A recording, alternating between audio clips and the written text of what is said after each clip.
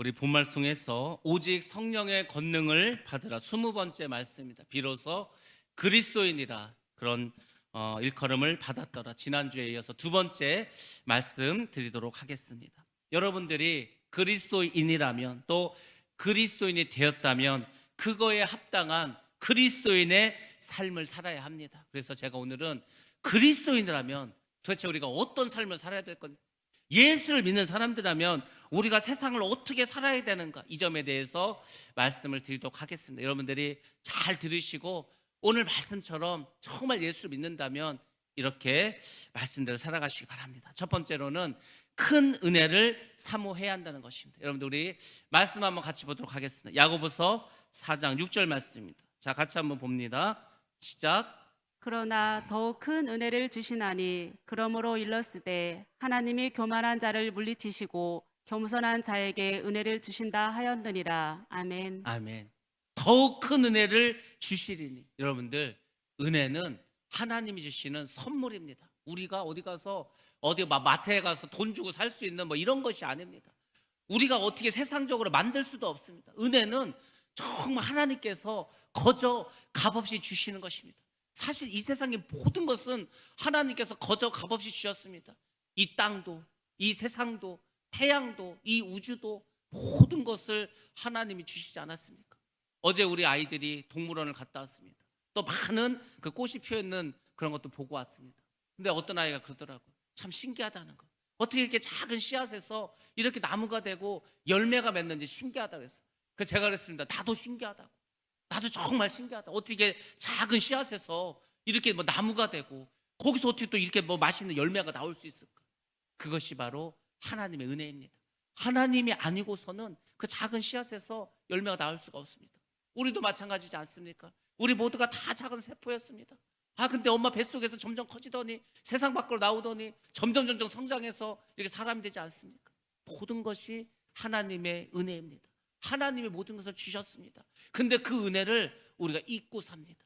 하나님께 받은 은혜도 많습니다. 받은 은혜도 잊어버리고, 또 하나님께 큰 은혜를 사모해야 되는데 은혜를 사모하지도 않고, 그러니까 우리의 삶이 메말라 버립니다. 그래서 예수를 믿는 사람은 항상 여러분들은 하나님께 은혜를 사모해야 할 줄로 믿습니다. 사모하는 심령을 만족하게 채워주시는 겁니다. 여러분들, 우리가 살아있는 동안에 항상 하나님으로부터 은혜를 받아야 할 줄로 믿습니다. 그것이 바로 축복인 줄로 믿습니다. 복이 다른 것이 아닙니다. 하나님이 주시는 은혜입니다. 여러분들, 여러분 내 힘으로 세상 살아갈 수 있습니까? 내가 노력해서 이 세상에 어떤 일을 이룰 수가 있습니까? 아닙니다. 내 힘으로 할 수 있는 것, 내 노력을 할 수 있는 것은 한계가 있습니다. 여러분의 병에 걸렸습니다. 여러분 병원에 가보시기 바랍니다. 지금 의학이 엄청나게 발전하지 않았습니까? 그런데도 불구하고 못 고치는 병이 여전히 많습니다. 이 병의 원인이 뭔지를 모르는 것. 도대체 이 병이 왜 생겼지? 왜 몸속에 돌이 생길까? 왜 몸속에서 암세포가 생길까? 왜 몸에서 이런 질병이 생길까? 모릅니다. 몰라요. 우리가 코로나 때문에 얼마나 고통을 당했습니까? 그 바이러스, 눈에 보이지도 않는 그 바이러스 때문에 우리가 얼마나 어려움을 겪었습니까? 그걸 해결하지 못해서 전 세계가 이렇게 고통당하고, 그 후유증으로 지금 이렇게 유가가 오르고 식품 가격이 오르고 물가가 오르고 힘들어지지 않았습니까? 우리 힘으로 할 수 있는 게 없습니다. 하나님께서 도와주지 않고서는 우리의 이 고난을 끊을 수가 없습니다. 인간관계도 마찬가지지 않습니까? 인간관계 속에서도 많은 어려움이 있습니다. 내 힘으로 풀 수 있을 것 같습니까? 아닙니다. 하나님께서 그 사람의 마음을 움직여 주시고 변화시켜 주셔야 우리가 다시 온전한 인간관계도 맺을 수가 있습니다. 여러분들 인생을 살아가다 보면 얼마나 많은 막힌 문제들이 있습니까? 그 답답한 심령들, 막힌 문제들, 해결되지 않는 것들, 여러분의 힘으로 할 수 있습니까? 아닙니다. 그러니까 우리가 기도해야 되는 거예요. 우리가 기도를 해서 하나님의 은혜로 우리의 모든 문제를 해결받아야 합니다. 그러므로 우리는 은혜를 사모하고 기도해야 할 줄로 믿습니다. 하나님의 은혜 가운데에는 두려움이 없습니다. 하나님의 은혜 안에는 어려움도 없습니다. 하나님의 은혜 가운데서는 능치 못함도 없습니다. 왜냐하면 하나님은 전지전능하신 분이기 때문에 못하실 것이 없습니다.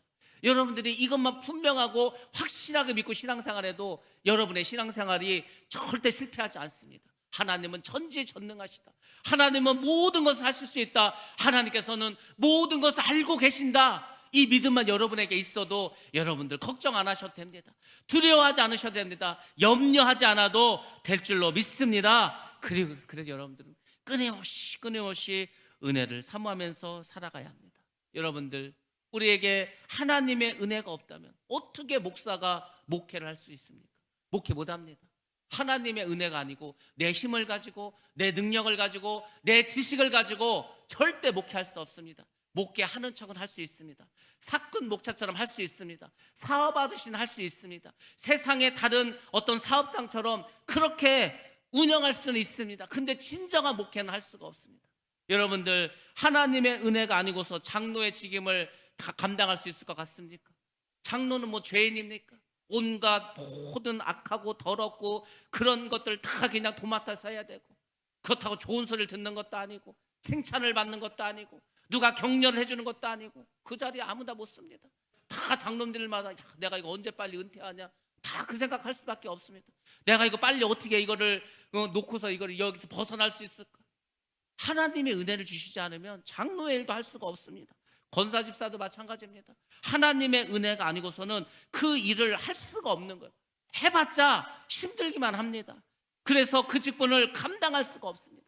피곤하고 짜증나고 괴롭고, 차라리 그냥 내가 예수를 그냥 버리고 내가 교회를 떠나고 그냥 편안하게 살아가자, 다 그 생각하게 됩니다. 그래서 우리에게는 하나님의 은혜가 필요한 것입니다. 하나님께서 우리 가운데 은혜를 주십니다. 그래, 그래도 하나님 함께 하시지.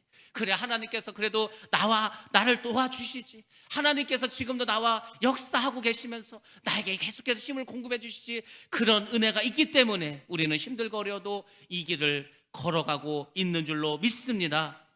은혜는 우리 그리스도인 삶의 가장 소중한 것입니다. 그 은혜 가운데 모든 힘이 있습니다.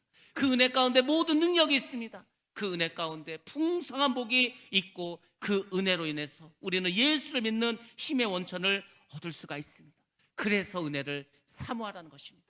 금요일에 나오셔서 간절히 기도하시기 바랍니다. 정말 하나님, 나의 힘으로 할 수 없습니다.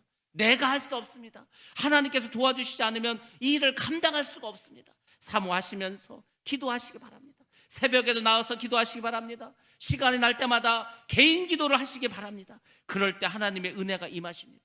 그 어떤 사람의 그 겉면의 말보다도, 격려의 말보다도 기도할 때 하나님이 주시는 그 마음, 그 정말 하나님 주시는 평안한 마음, 하나님 주시는 그 은혜의 마음, 그 마음으로 우리는 승리하면서 정말 은혜 가운데 그렇게 살아가야 할 줄로 믿습니다. 그럼 우리가 누구에게 하나님께서 은혜를 주시는가? 어떻게 하면 우리가 은혜를 받을 수 있는가? 이걸 여러분 아셔야 되겠죠. 첫 번째로는 하나님은 겸손한 자에게 은혜를 베풀어 주신다고 말했습니다. 내가 할 수 없다고 여러분들이 그냥 하나님 앞에 가서 딱 그냥 고백을 하시기 바랍니다. 하나님, 이건 내가 할 수가 없습니다. 내 힘으로 할 수가 없습니다. 하나님밖에 할 수 없습니다. 그러니 하나님께서 도와주셔야 됩니다.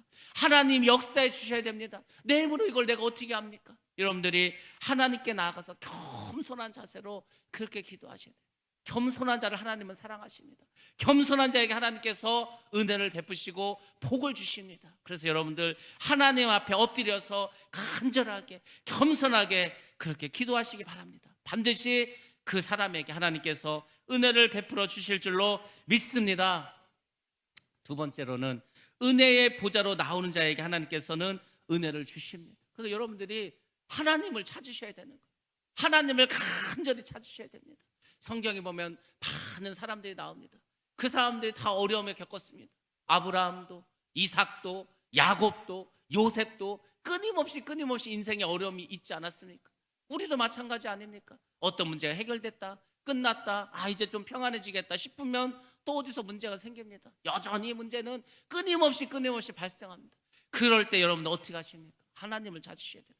많은 사람들이 예수를 믿는다고 하면서도 어떤 문제가 생기면은 사람을 찾아갑니다.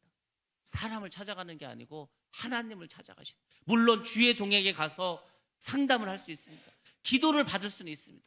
그 문제를 가지고 같이 기도할 수 있습니다. 근데 그것이 아니고 세상 사람을 찾아갑니다. 세상 사람을 찾아가서 도움을 구합니다. 그럼 생각해 보시기 바랍니다. 세상 사람이 예수를 믿지 않는 사람들이 뭐라고 생각하겠습니까? 이 사람은 예수 믿는 사람인데 하나님은 전지전능한다면서. 하나님 모든 걸 살 수 있다면서. 그럼 하나님께 가서 달라가지. 왜 나한테 오는가? 이렇게 생각하지 않겠습니까? 여러분들, 어려움 있을 때 하나님의 보좌로 나아가시기 바랍니다. 하나님을 간절히 찾으시기 바랍니다. 그런 자에게 하나님께서 은혜를 베풀어 주실 줄로 믿습니다. 세 번째로는 교만을 버리는 자에게 하나님께서 은혜를 주십니다. 교만은 자기도 모르게 알게 모르게 옵니다. 자리가 사람을 만든다고 하지 않습니까? 그 자리에 올라가기 전에는 그렇지 않습니다. 근데 그 자리에 올라가면 변하는 거예요. 왜? 사람들이 자꾸 뭐 회장님이라고 부르는 거예요. 사람들이 자꾸 나를 막 높여주는 거예요. 그럼 자기도 모르게 자꾸 교만하면 생깁니다. 그러다 보면은 어느 순간 그게 당연한 것이 됩니다. 사람들이 자에게 그렇게 회장님이라고 불러주지 않으면 뭐 화가 나기 시작합니다. 그러면서 이제 교만한 마음이 그 마음속에 싹트기 시작합니다. 내가 최고지, 내가 제일 높지, 이런 영적인 교만, 그리고 신앙의 교만, 이것이 결국 문제가 되는 거예요. 그 교만함을 버리지 못하면 결국은 멸망합니다. 결국은 하나님께 버림받고 그 인생은 불행하게 끝낼 수밖에 없습니다. 그러니까 여러분들이 교만한 마음이 생기지 않도록 늘 겸손한 마음을 가지시고 오늘도 내일도 주님 오신 그날 때까지 정말 무릎 꿇고 살아가야 됩니다.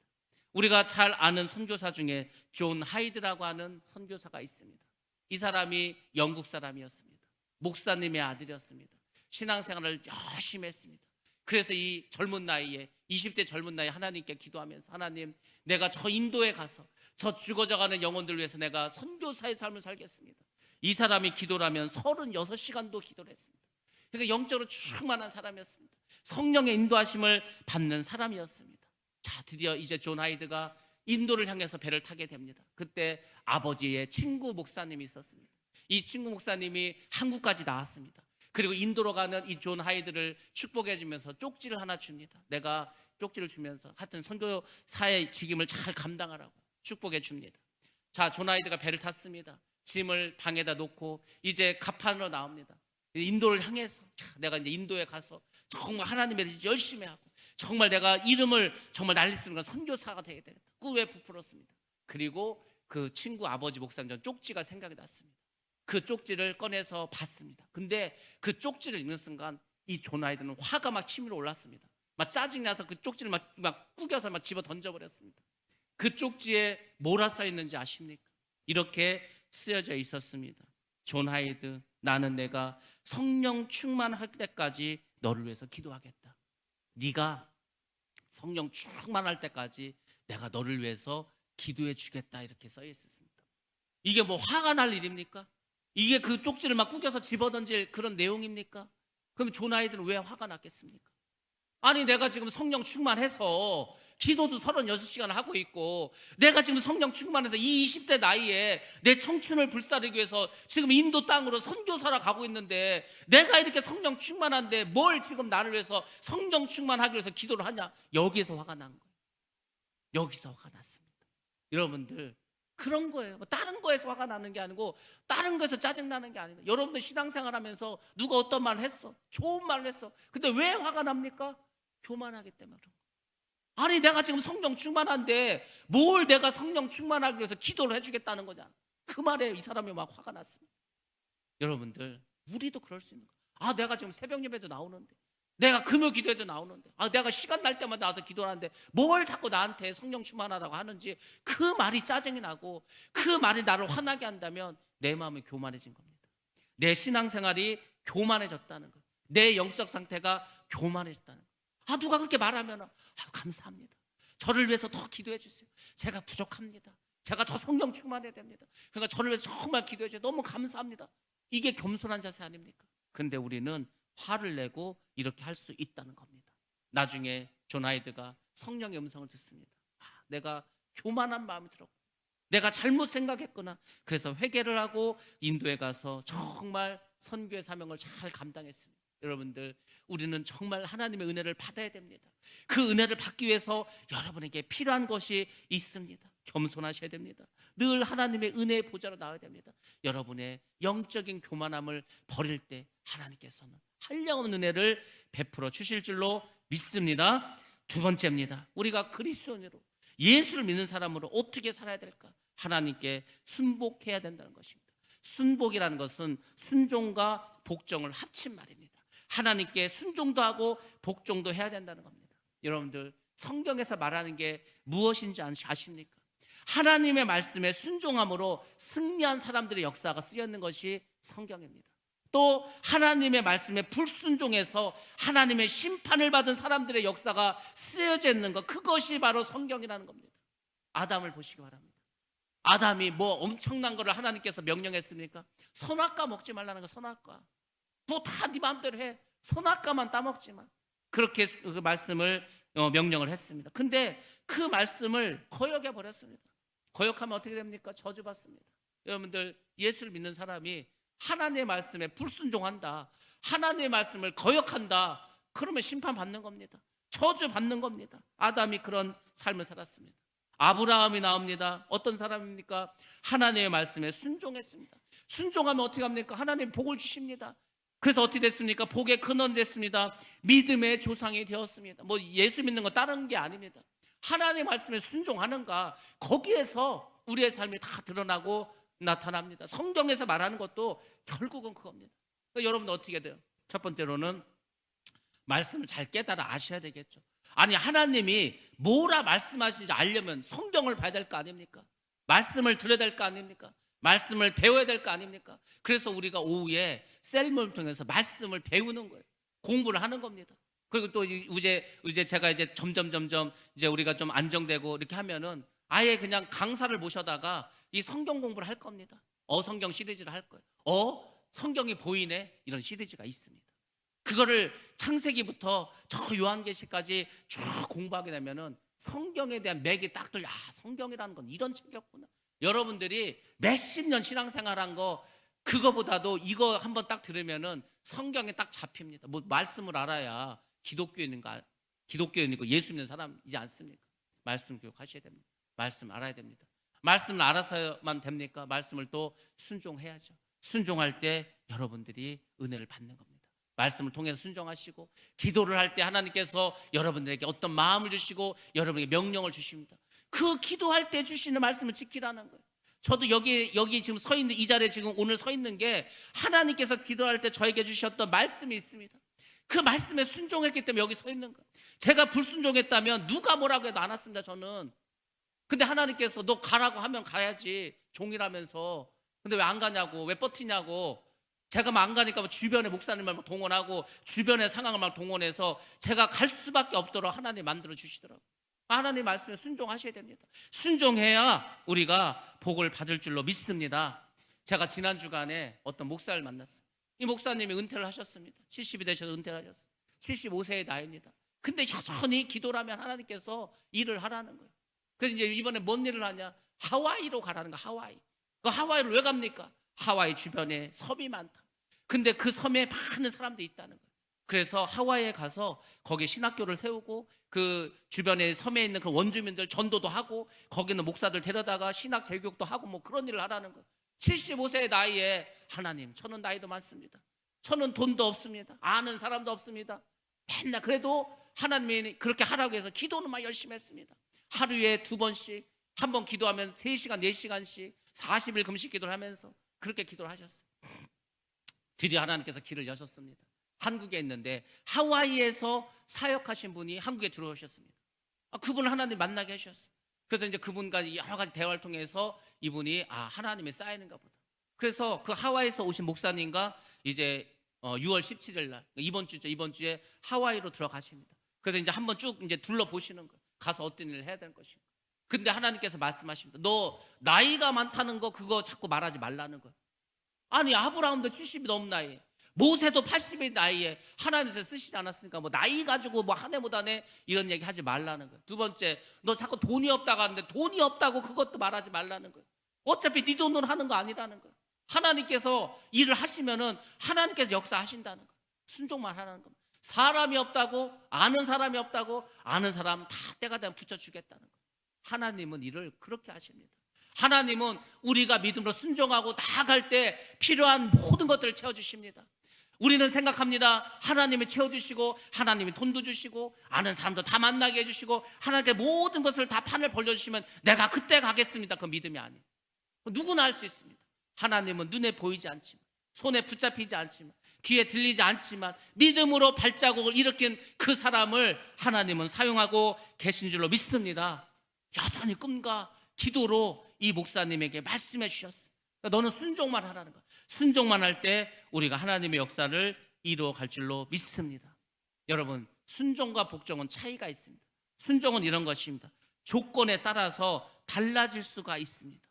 조건에 따라서. 조건이 좋으면 할 수도 있고 조건이 안 좋으면 안 할 수도 있습니다. 조건에 따라서 달라질 수 있습니다. 한번 이야기를 들어보는 거예요. 들어보고 깨달아보고 그리고 따르고 안 따르고는 자기가 결정하는 거. 그것이 순종입니다. 그래서 반대말인 불순종이라는 것도 있는 거예요. 내가 생각할 때는 이거는 아니요. 그럼 불순종합니다. 그럼 여러분, 복종은 뭔지 아십니까? 복종은 무조건적인 것입니다. 무조건적으로 따라야 되는 거예요. 군대 용어입니다. 군대 용어. 군대에서 상관이 명령을 내리면 무조건 따라야 됩니다. 그 명령에 한 거, 일면 항명을 하게 되면은 어떻게 됩니까? 감옥에 갑니다. 처벌받습니다. 전시 상황인데 상관의 명령에 불순종했다, 그 말에 복종하지 않았다, 그러면 총살입니다. 복종은 달라요. 복종은 무조건적입니다. 그러니까 복종을 할 때는 이런 것이죠. 내가 이게 이해가 되지 않아. 하나님께서 왜 이런 일을 나에게 시키니까? 내가 아무리 생각해봐도 이건 내가 따르면 내가 너무 이 데미지가 커. 내가 피해가 너무 커. 이걸 내가 어떻게 할 수 있지? 그런 거 있으면 때로는 하나님이 우리에게 명령을 할 때 때로는 정말 어려운 걸 주시는 거예요. 정말 힘든 걸 주십니다. 그게 복종입니다. 아니, 아브라함 한번 생각해 보십니다. 아브라함은 우리가 남으로 생각하니까 그 별거 아닌 걸 생각하지만 그 여러분이라 한번 생각해 보세요. 나 어느 날 70의 나이인데 하나님 찾아오셔서 본토 친척 아버지 집을 떠나라는 거예요. 그 나이에 어디 고향을 떠납니까? 다른 나라 어딜 갑니까? 어딜 가는지도 몰라. 괜히 가다가 도둑 만나면 다 몰살당합니다. 그 당시에 뭐가 있어? 군대가 있습니까? 경찰이 있습니까? 그냥 가다가 도둑대 만나면 다 몰살당하고 다 뺏기는데 어디를 가라는 거 도대체? 말도 안 통하고 어디를 가라는 겁니까? 근데 가라는 거예요. 그래서 떠났습니다. 이제 떠나서 이제 정착을 했어요. 그 참 없던 아들이 100세에 드디어 약속의 언약의 아들을 주셨습니다. 그 100세에 난 아들이 얼마나 정말 애지중지 키우지 않았겠습니까? 근데 어느 날도 하나님이 딱 나타나셔서 그 아들을 바치라는 거예요. 말이 좋아 바치라는 거지 죽여서 불태워 그렇게 바치라는 겁니다. 그걸 어떻게 하는 거예요? 여러분들이 하시겠습니까? 못합니다. 하나님이 때로는 나에게 가장 중요한 거, 나에게 가장 소중한 거, 그거를 바치라고 하는 거, 그거를 하고 많은 것 중에서 왜 하필이면 꼭 그거, 나에게 가장 소중한 거, 내가 가장 돈을 사랑한다, 돈을 달라고 합니다. 내가 자녀를 가장 소중하게 그 자녀를 달라고 하는 거예요. 어떻게 줍니까? 근데 아브라함은 그 말씀에 순종을 했습니다. 여러분들, 이게 절대 쉬운 게 아닙니다. 근데 그렇게 했습니다. 이해는 되지 않지만 그래도 하나님의 말씀을 따랐습니다. 그럴 때 하나님의 은혜가 임하게 됩니다. 여러분들, 때로는 참 하나님이 알 수 없는 이유, 도저히 이해가 되지 않지만 여러분에게 무엇인가를 순종하고 따르기를 원하십니다. 그때 여러분들 그 말씀을 믿으시고, 이해는 안 되지만 믿음으로 나아가시기 바랍니다. 그 뒤에는 엄청난 축복이, 엄청난 은혜가 기다리고 있는 줄로 믿습니다. 그게 예수 믿는 사람입니다. 그것이 그리스도인의 바른 삶이라는 것입니다. 자기 자신의 말을 주장하는 자가 아니라 하나님의 말씀에 복종하는 그 사람이 하나님께 은혜 받는 자인 줄로 믿습니다. 그래서 저 사람이 믿음이 있다 없다, 그것은 여러분들 무엇으로 우리가 측정하는지 아십니까? 그 사람이 얼마나 하나님의 말씀에 순종하는가, 얼마나 하나님의 뜻에 복종하는가, 얼마나 그 사람이 순복하는가, 그것이 그 사람의 영성이고 그것이 그 사람의 믿음의 성숙도인 줄로 믿습니다. 그럼 여러분들 순종하시고 복종하시기 바랍니다. 사람에게 하라는 게 아니에요. 하나님의 말씀에 그렇게 하실 때 여러분들은 다 그리스도의 삶을 살아가게 될 줄로 믿습니다. 세 번째입니다. 세 번째는 마귀를 대적하는 삶입니다. 여러분들, 마귀를 대적하라, 마귀를 대적하라, 이거 명령입니다. 여러분들 한번 말씀 보겠습니다. 야고보서 4장 7절 말씀입니다. 자, 함께 봅니다. 시작. 그런즉 너희는 하나님께 복종할지어다. 마귀를 대적하라. 그리하면 너희를 피하리라. 아멘. 아멘. 여러분들, 마귀는 대적하는 겁니다. 싸워서 그 적을 물리쳐야지 된 겁니다. 그래야 피합니다. 피한다는 말은 도망간다는 말입니다. 이것은 긴급하게 행하라는 명령입니다. 명령. 하나님께서 마귀가 나타났어. 그러면 그 마귀를 가만히 두지 말고 그 마귀를 대적하라는 거, 싸우라는 거예요. 예수의 이름으로 담대히 싸우라는 겁니다. 그러면 그 마귀가 피한다는 거, 자기가 도망간다는 것입니다. 여러분들, 이 마귀가 얼마나 끈덕진지 말도 못합니다. 말도 못해요. 오늘 아침에 제가 전화를 받았어요. 이른 아침 전화가 왔어. 뭔 전화가 왔냐면 그 귀신이 맨날 그 출장 오는 그 있지 않습니까? 아, 이번에는 한 3단계 더 센 마귀가 왔다. 단계도 잘 알아. 이 마귀는 얼마나 센 마귀가 왔냐면 움직인다는 거, 자기를 툭툭 치면 느껴진다는 거, 얼마나 센 놈이 왔는지 말도 못하겠다는 거. 뭐 이 마귀가요, 하여튼 누구를 붙잡으면은 하여튼 지독하게 끝까지 안 나가려고 버팁니다. 아, 마귀도 사명 있지 않습니까? 마귀의 사명은 뭡니까? 끝까지 그 영혼을 붙잡아서 지옥 보내려고 하는 거예요. 그러니까 우리가 이 영혼을 천국 보내기 위해서 열심을 내고 끝까지 싸우지 않으면 마귀한테 다 빼앗기는 겁니다. 마귀는요, 최선을 다합니다. 이 영혼을 지옥 보내기 위해서 사명을 엄청 잘 감당합니다. 잠도 안 자가면서. 근데 예수를 믿는 우리가 마귀가 오든지 말든지, 마귀가 공격을 하든지 말든지 그냥 내버려 두면 뭘로 이기고 뭘로 싸울 겁니까? 마귀를 대적하려면 마귀보다 세야 될 거 아닙니까? 성령 충만해야 될 거 아닙니까? 뭐 눈에 보이지도 않는 마귀를 여러분들 뭘로 싸울 거예요? 말씀이 있어야 될 거 아닙니까? 성령의 검이 있어야 될 거 아닙니까? 그러니까 맨날 마귀를 만나면 지는 겁니다. 마귀를 만나면 우리가 계속해서 마귀에게 그렇게 마귀의 장난감으로 노리개로 전락되는 것입니다. 여러분들, 우리 성도의 삶의 현장에서 실패가 있다. 실패가 있다. 나의 삶 속에서 뭔가 좌절이 있다. 낙심이 있다. 그 왜 그런지 아십니까? 여러분들이 마귀를 이기지 못하고 패했기 때문입니다. 마귀를 이기면 뭐 낙심할 게 뭐 있습니까? 마귀를 이기면 여러분 실패할 게 뭐 있습니까? 마귀를 이기면 좌절할 것이 뭐가 있습니까? 근데 이놈 마귀가 자꾸 속는 거예요. 마귀가 잘 속아 나옵니다. 마귀가 머리가 보통 좋은 게 아닙니다. 나의 머리로 못 이겨요. 그러니까 성령께서 지혜를 주시지 않으면, 성령께서 깨닫게 하지 않으면 마귀의 그 공격에 다 넘어가는 거예요. 그 사기꾼들이 사기를 칠 때 왜 넘어간지 아십니까? 말을 기가 막히게 잘해요. 사기꾼들이 자기 사기꾼하고 소문을 냅니까? 자기 사기꾼이라고 뭐 이렇게 드러냅니까? 아니에요. 아주 그냥 그 선한 그 양의 탈을 쓰고 와가지고 잘 해줍니다. 말도 잘 해주고 잘 도와주고 잘 섬기고 다 거기에 넘어가는 거 아닙니까? 마귀는 그렇게 오는 거, 막 뿔 달려가지고 막 귀신 모습으로 그냥 그렇게 오는 게 아니고 선한 광명한 천사의 모습으로 다가옵니다. 다 그래서 넘어가는 거 아닙니까? 다 그래서 넘어가는 거예요. 그런 식으로 마귀를 대적하지 못하고 속고 넘어가니까 우리가 어려움이 찾아오는 거예요. 그래서 하나님을 가까이 하라는 거예요.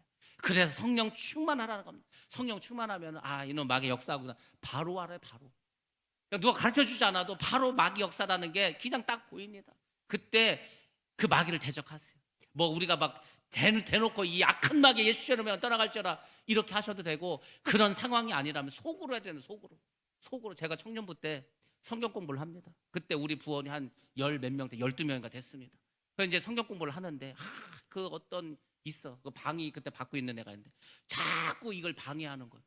저는 그때 막 부흥회를 갔다 와서 은혜를 엄청 받아가지고, 야, 우리 부원들한테 내 은혜 받은 얘기를 해줘야지. 그러면서 한참 막 은혜 받은 얘기를 하고 있어. 그러면 다들 막 거기에 막 몰입이 돼 있는데, 아, 이놈이 자꾸 옆에랑 막 말을 걸고 막 툭툭 치고 막 눈에 거슬리는 거예요. 제가 속으로 계속해서 물쳐, 이 약한 마귀야, 이 은혜를 방해하는 이 더러운 귀신아, 물러갈 줄 알아. 계속 속으로 그렇게 막 했습니다.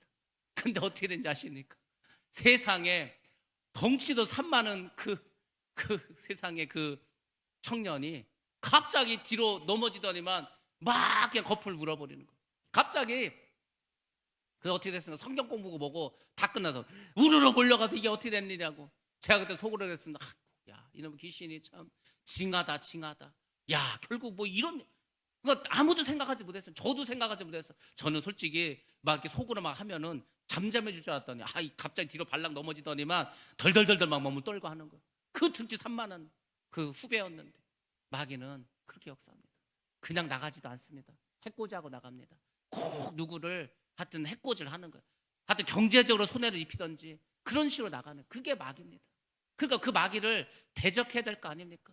마귀는 어떤 사람을 좋아하냐면 무서워하는 사람, 두려워하는 사람, 이 사람들 되게 좋아하는.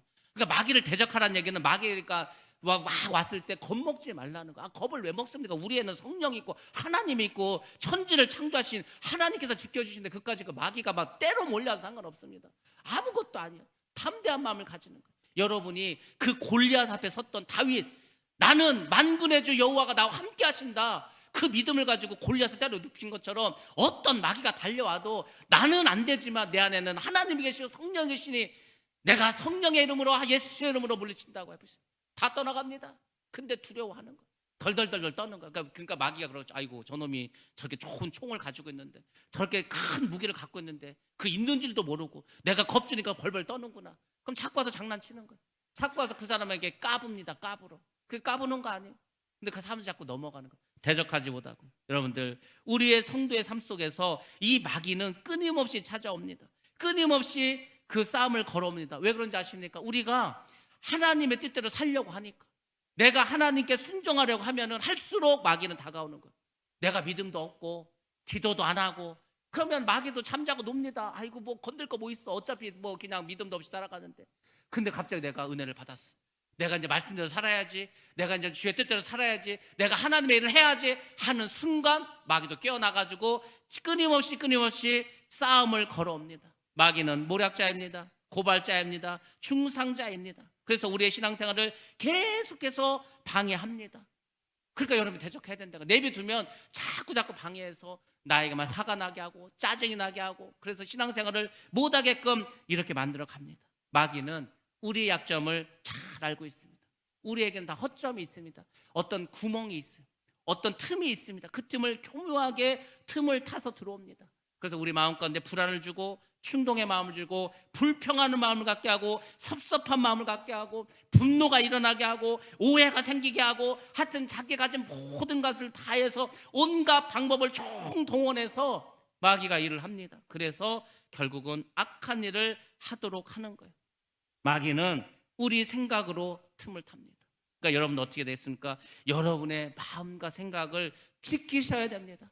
여러분들 빌립보서 말씀 보겠습니다. 4장 6절에서 7절 말씀 보겠습니다. 함께 봅니다. 시작. 아무것도 염려하지 말고 다만 모든 일에 기도와 간구로 너희 구할 것을 감사함으로 하나님께 아뢰라. 그리하면 모든 지각에 뛰어난 하나님의 평강이 그리스도 예수 안에서 너희 마음과 생각을 지키시리로다. 아멘. 뭐라 하셨습니까? 아무것도 염려하지 말라. 염려하면은 틈을 탑니다. 걱정하면 틈 탑니다. 아유 큰일 났다 어떡하지? 뭘 큰일 났다 어떡하지? 기도하면 된다니까요. 뭐랬습니까? 모든 일에 기도와 간구로, 간구하라는 간절히 구하라는 거. 간구가 뭐 다른 말입니까? 간절히 구해. 막 금식해가면서 철회해가면서 너희 구할 것을 어떻게? 감사함으로. 하나님, 내가 이렇게 죽을 병에 걸렸습니다. 그러나 하나님께서 고쳐주시서 믿고 감사합니다. 하나님, 나에게 지금 이렇게 경제적으로 어려움이 왔습니다. 내가 지금 부도 직전에 물렸습니다. 그렇지만 하나님 감사함으로 하나님께 아뢰합니다. 하나님께서 역사해 주실 줄 믿습니다. 이 환난과 핍박을 통해서 나에게 더 큰 은혜를 주실 줄 믿습니다. 하나님께서 더 물건을 주시면 제가 하나님의 나라를 위해서 더 많은 일을 감당하겠습니다. 선교하고 구제하는데 앞장서겠습니다. 뭐 이렇게 구하라는 거예요. 그냥 막 살려달라고만 하지 말고. 그리고 뭐라 했습니까? 그리하면 모든 죄악에 뛰어난 하나님의 평강이, 여러분의 믿음의 상태가 평강이 있는 거 없는 거 보시면 되는 거예요. 내 안에 평안이 있다, 평강이 있다, 그러면은 믿음이 좋은 상태입니다. 그 하나님의 평강이 너희 마음과 생각을 지키시리라. 여러분의 마음과 생각을 지켜야 될 거 아닙니까? 근데 자꾸 마귀가 염려하게 합니다. 불안하게 합니다. 아니면 짜증나게 합니다. 화를 나게 합니다. 화를 내면, 제가 그랬잖아요, 은혜의 상급은 혈기라고. 막 은혜 받았어, 집에 가서 화 한번 확 내면은요, 그 받은 애 다 사라져 버립니다. 은혜의 상급은 혈기다. 그러니까 화내지 마시라고. 그냥 어지간하면 웃으셔. 별거 아니라고 생각하셔. 아무것도 안 해도 생각하셔. 그냥 누가 뭘 나한테 손해를 입히던, 누가 나한테 욕을 하던, 누가 뭐라고 하던 그냥 웃고 넘어가는 거예요. 웃고 넘어가는데 어떻게 할 겁니까? 마귀도 헐 하는 거예요.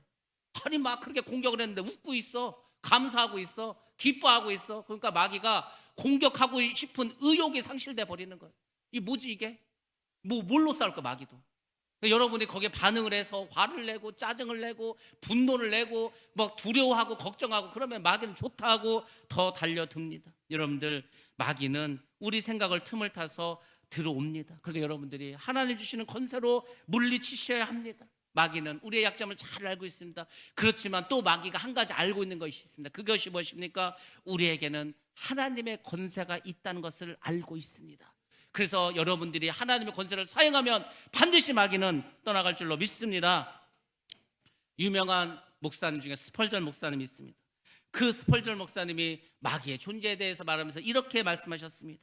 남을 해롭게 하기 위해서 돌아다니는 사람들의 혀에 마귀가 있고, 남을 험담하고 남을 욕하고 남을 해롭게 하기 위해서 돌아다니면서 그렇게 말하는 사람, 그 사람 혀에는 마귀가 있다는 것입니다.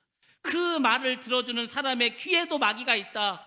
그 말을 듣고 맞장구를 쳐주는 사람, 그 사람의 귀에도 마귀가 있다는 거예요. 그러니까 여러분 어떻게 되니까 여러분의 입에 성령으로 제갑을 물리셔야 되는 거예요. 여러분의 귀에 성령으로 할례를 받으셔야 됩니다. 그러니까 말을 할 때도 좋은 말만 하라 했잖아. 좋은 말만. 안 하는 게 제일 좋고, 하려면 좋은 말만 하라고. 그러면 되는 거예요. 그럼 마귀가 역사 못합니다. 말을 들을 때에도 이게 아니야 그러면은 그걸 내 귀를 할례해서 그냥 다 잘라 버리면 됩니다. 그래야 마귀가 역사하지 않습니다. 작은 불꽃, 그것이 온 산을 다 태워버리는 겁니다. 그 작은 한마디의 말이 뭐 아무것도 아니었는데 그 말 한마디가 일파만파가 되는 겁니다. 그래서 여러분들이 말을 잘 하시고 잘 들으시기 바랍니다. 말을 하시려면은 성경을 인용해서 성경 말씀으로 말하시기 바랍니다. 여러분의 기도 자꾸 할례를 받아서 정말 선한 말, 좋은 말만 들으시기 바랍니다. 악한 말은 자꾸 잘라 버리세요. 마음에서 떠나 버리시기 바랍니다. 그러면 여러분들 성령 충만할 수 있고, 그런 곳에서는 마귀가 역사할 수가 없습니다. 지난주에 제가 더글라스 파킨스 목사님의 마귀 팔복에 대해서 말씀을 드렸습니다. 마귀는 굉장히 합리적입니다. 마귀는 교묘한 수단으로 우리에게 접근합니다. 그래서 우리의 마음을 이간질시키고 오해를 갖게 하고 그 말씀을 자꾸 변화시키는 거예요. 여러분들 말씀의 권세로 이 마귀를 물리치기 바랍니다. 예수를 믿는 우리도 이겨야 됩니다. 예수를 믿는 우리가 모여있는 이 교회도 마찬가지입니다. 교회도 공격합니다. 교회도 끊임없이 마귀가 공격해오고 있습니다. 여러분들 이 마귀의 공격을 무엇으로 막으실 겁니까? 우리가 한 마음이 돼야 됩니다. 한 지체가 돼야 됩니다. 한 마음으로 똘똘 뭉쳐야 되는 것만, 똘똘 그냥 아주 그냥 뭐 어떤 마귀가 와도 틈을 찾지 못하도록, 아무리 막 사방을 둘러봐도 틈이 없어서 못 들어오게끔 우리가 똘똘 뭉쳐서 악한 마귀의 계계를 물리쳐야 할 줄로 믿습니다. 네 번째입니다. 하나님을 가까이 하는 삶을 살아야 합니다. 하나님을 가까이 하라. 그리하면 너희를 가까이 하시리라. 우리가 하나님을 떠나는 거라는, 우리가 하나님을 떠나는 게 아니고 자꾸 우리가 하나님을 떠나가는 겁니다. 하나님을 가까이 하시기 바랍니다. 그래야 하나님께서 우리에게 가까이 하신다. 여러분들 사랑하는 사람이 있어요. 여러분은 사랑하는 사람이 있으면 그 사랑하는 사람과 떨어지는 게 좋습니까? 가까이 있는 게 좋습니까? 당연히 여러분들이 하나님을 사랑한다면 하나님과 가까이 하기를 원하실 겁니다. 막 우리가 막 연애에 빠졌습니다. 사랑에 빠졌습니다. 막 진짜 막 같이 있는데도 막 보고 싶지 않으니까 막 완전히 막 빠져버려가지고 그런 어떤 마음이 있어야 됩니다. 하나님에 대해서 막 그런 마음이 그냥 생각만 하면 너무 감사한 거예요. 주님을 제가 그럴 때 가끔 있습니다. 누워있을 때나 샤워할 때나 뭐 그냥 갑자기 하나님이 너무 좋은 거예요. 하나님 너무 감사한 거예요. 막 하나님 너무 좋아가지고 막 그냥 그 기쁨이 넘쳐납니다. 너무 좋아. 아니 하나님 어떻게 그렇게 하실 수 있어요? 하나님 어떻게 이렇게 역사하실 수 있어요? 하나님 어떻게 이렇게 하나님은 이렇게 정말 하나님 정말 머리가 너무 좋으신 것 같아. 하나님 정말 능력이 너무 많으신 것 같아. 하나님 너무 착하신 것 같아. 막 그게 막 마음속에서 막 밀려난다니까. 그런 분이라는, 그게 여러분 삶 속에서 날마다 있어야 되는 거예요. 그런 마귀가 틈을 찾지 못합니다. 틈을. 근데 하나님이 있기는 있나? 하나님 있는 거 맞아? 하나님 정말 능력은 있나? 능력 있으면 내가 이렇게 힘든데 왜 하나님 가만히 있지? 그런 생각을 갖기 시작하면 마귀가 등탑니다. 그러다 나중에는 이제 뭐 교회 다녀야 똑같은데, 뭐 교회 가서 기도해도 뭐 똑같으면 하나도 변화도 안 되는데, 보건고사하고 뭐 맨날 어려운 일만 오는데 자꾸 그렇게 짜증이 생겨. 그러면 이제 떠나가는. 그럼 이제 마귀는 할렐루야를 외치겠죠. 야 드디어 이제 또 지옥 갈 사람 하나 생겼다고. 그 마귀의 공격에 넘어가지 마시기 바랍니다. 사랑하는 사람과 가까이 있는 것이 축복이고 행복입니다. 여러분이 사랑하는 사람과 같이 있으면 행복하지 않습니까? 여러분이 좋아하는 물건이 있을 겁니다. 좋아하는 차도 있을 테고, 여자분들은 좋아하는 목걸이, 좋아하는 반지, 뭐 액세서리도 있을 거 아닙니까? 또 요즘에는 좋아하는 애완동물 있잖아요. 강아지도 고양이도 뭐 자기가 이뻐하는 애완동물도 같이 있으면 좋지 않습니까? 그러니까 사람들은 너나 할 거 없이 사람이든 물건이든 동물이든 내가 사랑하는 것과는 가까이 있기를 원하는 것이 사람의 마음이, 그것이 바로 행복입니다. 근데 오늘날 현대인들이, 오늘날 예수를 믿는다고 한 사람들이 어떤 일을 하고 있는지 아십니까? 왜 현대인들이 불행한 삶을 살아가고 있는지 아십니까? 가까이 해야 할 것을 멀리 하고 있습니다. 또 멀리 해야 될 것을 가까이 하고 있습니다. 그러니까 불행이 찾아오는 거예요. 그러니까 믿음이 성장하지 않는 것입니다. 여러분들이 가까이 해야 될 것이 무엇입니까? 하나님 아닙니까? 우리 주 예수 그리스도 아닙니까? 성령 아닙니까? 예배 드리는 거 아닙니까? 기도하고 찬양하는 것 아닙니까? 여러분들이 가까이 해야 할 것을 가까이 하시기 바랍니다. 그래야 하나님의 은혜가 넘칩니다. 우리 말씀 한번 보겠습니다. 잠언서 8장 17절 말씀 시작. 나를 사랑하는 자들이 나의 사랑을 입으며 나를 간절히 찾는 자가 나를 만날 것이니라. 아멘. 나를 사랑하는 자들이 나의 사랑을 입는 것. 하나님을 사랑하는 자가 하나님의 사랑을 입을 줄로 믿습니다. 하나님을 간절히 찾는 자가 하나님을 만나게 될 줄로 믿습니다. 만고의 진리 잠언서에서 말씀해 주고 있지 않습니까? 여러분들, 하나님께 가까이 하는 그 사람이 능력을 받습니다. 힘이 있는 그 전지전능하신 하나님과 함께할 때 여러분의 삶 가운데 힘이 생기는 겁니다. 빛 대신 주님과 함께할 때 여러분의 삶이 빛 가운데로 가게 되는 것입니다. 하나님은 가식적인 믿음 요구하지 않습니다. 예수님께서도 그 바리새인들이 얼마나 그 허식으로 가식으로 막 그렇게 하지 않았습니까? 하나도 원치 않습니다. 하나님은 우리의 마음의 중심을 보십니다. 겉으로 막 하는 거, 사기꾼들이 막 겉으로 하지 속으로는 뭐합니까? 저 사람의 돈을 내가 어떻게 뺏어갈까? 저 사람이 가진 걸 내가 어떻게 이 생각하지 않습니까? 하나님은 우리의 중심을 보시고 내가 정말 겸손하게 하나님께 나아가는가, 그것을 보십니다. 여러분들, 순수한 믿음을 가지시고 은혜를 사모하시기 바랍니다. 그 사람에게 만족하게 하나님은 채워주실 줄로 믿습니다. 초대교회에는 그리스도인이라는 말이 칭찬의 말이었습니다. 정말 저 사람들 대단하다. 정말 세상에 감당할 수 없는 믿음을 가진 사람들, 그 사람들이 그리스도인이었습니다. 근데 오늘날은 어떻습니까? 그리스도인들이 과연 믿지 않는 사람들이 부러워하고 믿지 않는 사람들이 칭찬하는 그런 삶을 살아가고 있습니까? 아닙니다. 오늘날에는 그리스도인이 부끄러운 이름이 되고 말았습니다. 여러분, 한 사람 한 사람이 이제 정말 이 예수를 믿는 사람으로서, 그리스도를 믿는 사람으로서의 삶을 살아가시기 바랍니다. 여러분도 편하시고 여러분의 가정도 편하고 우리 교회도 이 나라 이 민족도 변화될 줄로 믿습니다. 그런 정말 은혜가 풍성한 나라, 그런 은혜가 풍성한 교회, 그런 가정, 그런 여러분 다 되시기를 주의 이름으로 축원합니다.